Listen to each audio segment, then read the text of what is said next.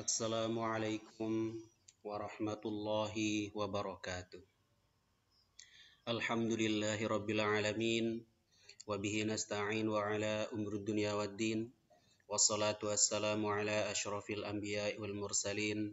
Wa ala alihi wa ashabihi ajma'in amma ba'd. Alhamdulillah, rekan-rekan mahasiswa, mahasiswi yang dirahmati Allah Subhanahu wa taala.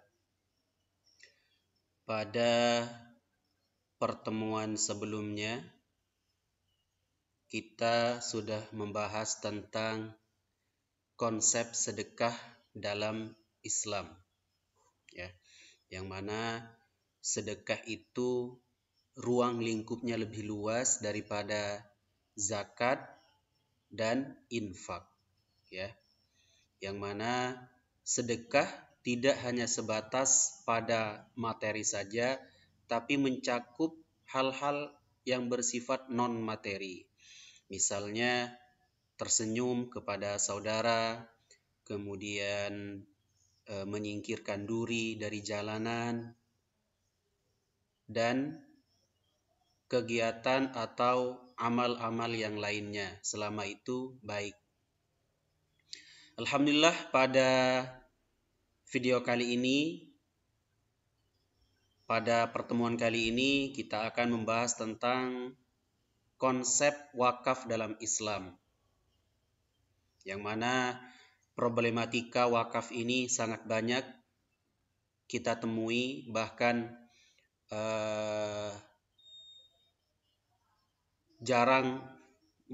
sangat banyak kita temui di beberapa tempat, ya.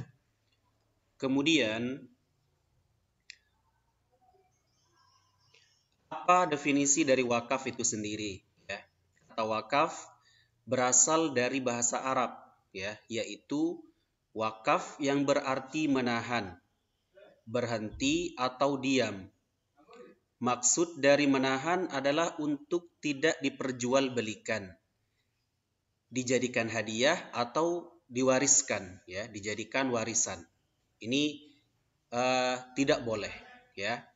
Kemudian, sedangkan menurut istilah syar'i, wakaf adalah suatu ungkapan yang mengandung penahanan harta miliknya kepada orang lain atau lembaga dengan cara menyerahkan suatu benda yang kekal zatnya untuk diambil manfaatnya untuk kebaikan, ya. Jadi menahan harta miliknya, ya, dan menyerahkan suatu benda yang kekal zatnya untuk diambil manfaatnya, ya. Sedangkan secara hukum, wakaf tidak berbeda dengan amal jariyah, yaitu menyedekahkan harta benda pribadi untuk kepentingan umum, ya.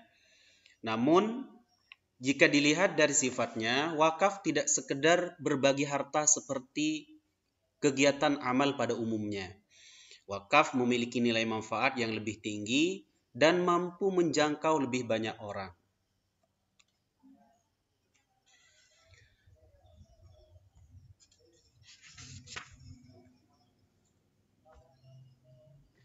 Sedangkan definisi wakaf menurut Undang-Undang Nomor 41 Tahun 2004 adalah suatu perbuatan hukum oleh pihak yang melakukan wakaf untuk memisahkan atau menyerahkan sebagian harta benda atau aset miliknya untuk dimanfaatkan selamanya atau untuk jangka waktu tertentu untuk keperluan ibadah atau kesejahteraan umum sesuai dengan ketentuan agama Islam. Di sini secara tertulis dimanfaatkan selamanya, artinya ini wakaf yang bersifat mu'abbad, ya. Kemudian jangka waktu tertentu, ini namanya wakaf mu'aqqad karena dia memiliki jangka waktu.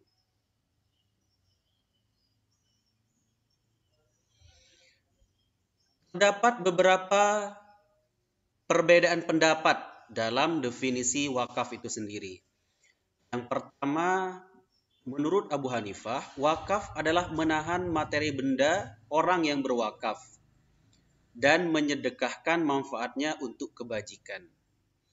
Beliau memandang akad wakaf tidak mengikat, dalam artian bahwa orang yang berwakaf boleh saja mencabut wakafnya kembali dan boleh diperjualbelikan oleh pemilik semula. Sedangkan menurut Abu Yusuf dan Hasan Asy-Syaibani, wakaf adalah menahan tindakan hukum orang yang berwakaf terhadap hartanya yang telah diwakafkan dengan tujuan untuk dimanfaatkan bagi kepentingan umum dan kebajikan dalam rangka mendekatkan diri kepada Allah Subhanahu wa taala.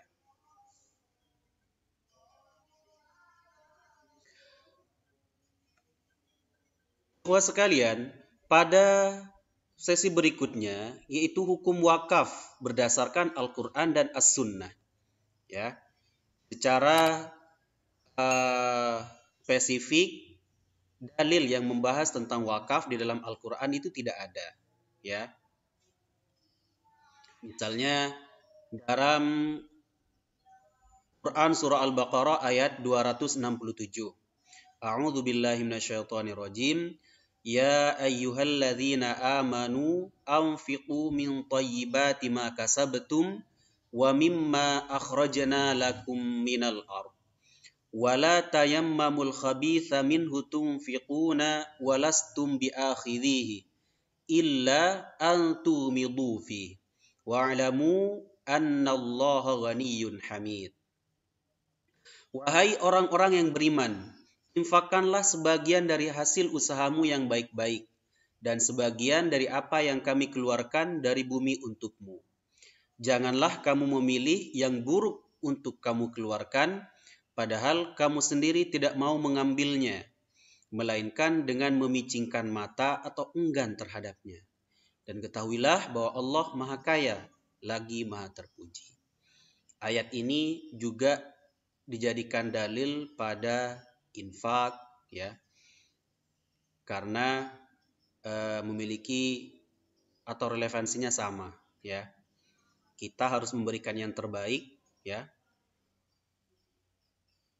dari harta kita, kemudian jangan sampai mengeluarkan hal-hal yang buruk yang kita sendiri enggan terhadap barang tersebut, ya. Kemudian dalam surah Ali Imran ayat 92, A'udzu billahi minasyaitonir rajim. Lan tanalul birra hatta tunfiqu mimma tuhibbun. Wa ma tunfiqu min syai'in fa innallaha bihi alim. Kamu sekali-kali tidak sampai pada kebajikan yang sempurna sebelum kamu menafkahkan sebagian harta yang kamu cintai. Dan apa saja yang kamu nafkahkan, maka sesungguhnya Allah Maha mengetahui. Ya.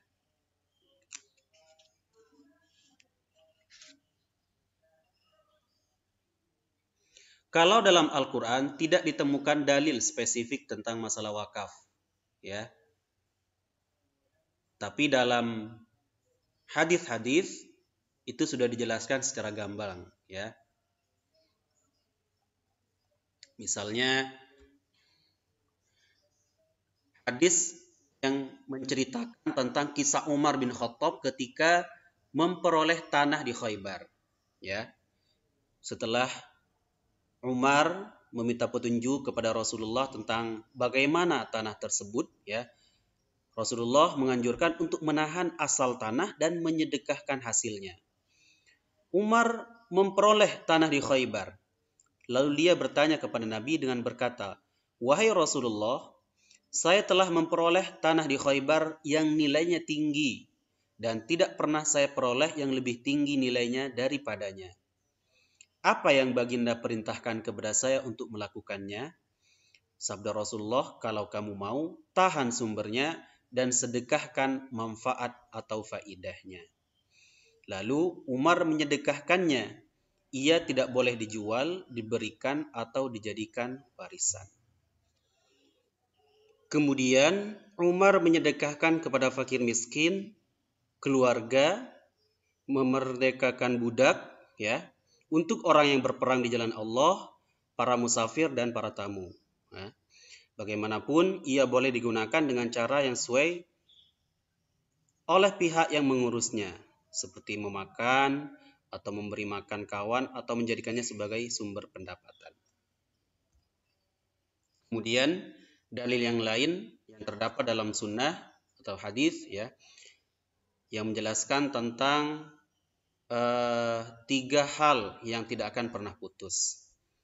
Hadis yang diceritakan oleh Imam Muslim dari Abu Hurairah, apabila seorang manusia atau anak cucu Adam meninggal dunia, maka terputuslah amal perbuatannya, kecuali dari 3 hal.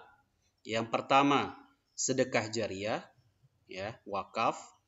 Kemudian ilmu pengetahuan yang bisa diambil manfaatnya. Dan yang terakhir, amal soleh yang anak soleh yang mendoakannya. Di sini yang perlu kita garis bawahi adalah tentang sedekah jariah, ya, yaitu wakaf. Kemudian hukum wakaf berdasarkan hukum positif, ya. Peraturan pemerintah nomor 42 tahun 2006 tentang pelaksanaan Undang-Undang nomor 41 tahun 2004. Ini penggalan dari undang-undang tersebut, ya. Nanti silahkan dibaca sendiri. Salah satunya di situ definisi dari wakaf, siapa itu wakif, kemudian ikrar wakaf itu apa, nazir itu siapa, dan seterusnya.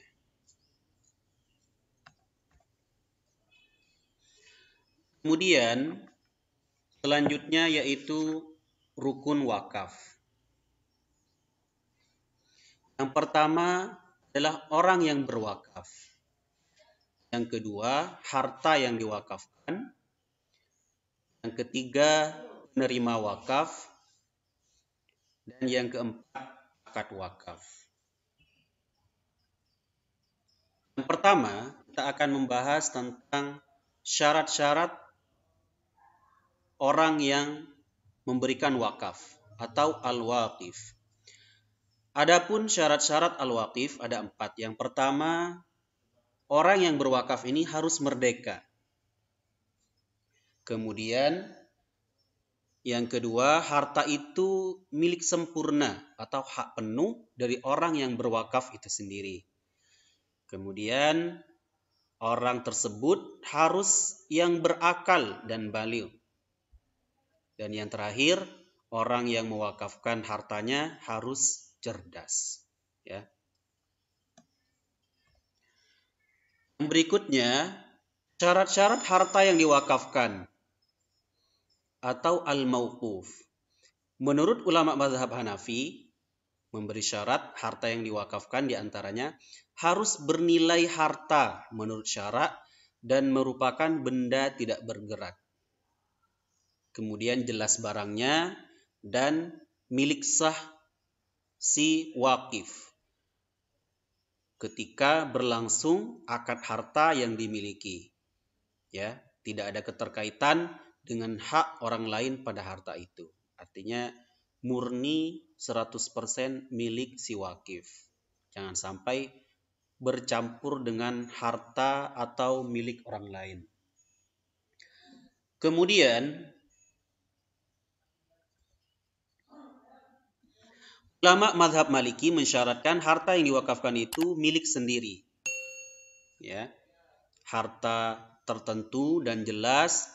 Kemudian yang terpenting dapat dimanfaatkan. Ini yang terpenting, ya. Sedangkan pendapat dari ulama mazhab Syafi'i dan Hambali mensyaratkan harta yang diwakafkan itu yang pertama sesuatu yang jelas. Apakah dia tanah, apakah dia sumur, ataukah kebun kurma atau apa. Milik sempurna sama dengan sebelumnya. Bisa dimanfaatkan sesuai dengan adat setempat. Ini disesuaikan dengan bagaimana adat di suatu tempat tersebut berlangsung atau dipraktekkan. Dan yang terakhir, pemanfaatan harta itu bisa berlangsung secara terus-menerus tanpa dibatasi oleh waktu.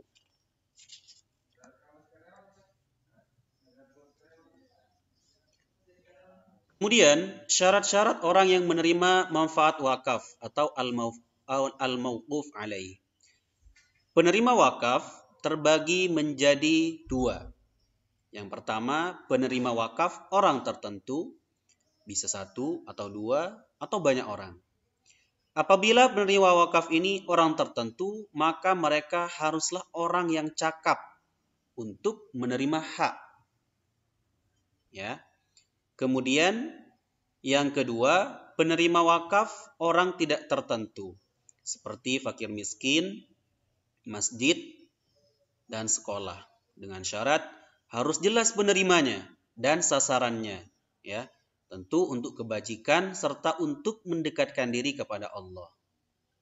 Yang kedua, tidak terputus dengan penerima wakaf. Apabila penerima wakaf wafat, habis atau hancur seperti sekolah, masjidnya rusak atau hancur, kemudian fakir miskin sudah tidak ada lagi, sedangkan status wakaf tidak jelas untuk selamanya, maka wakafnya tidak sah. Karena menurut mereka, wakaf itu harus bersifat selamanya, tidak pernah putus.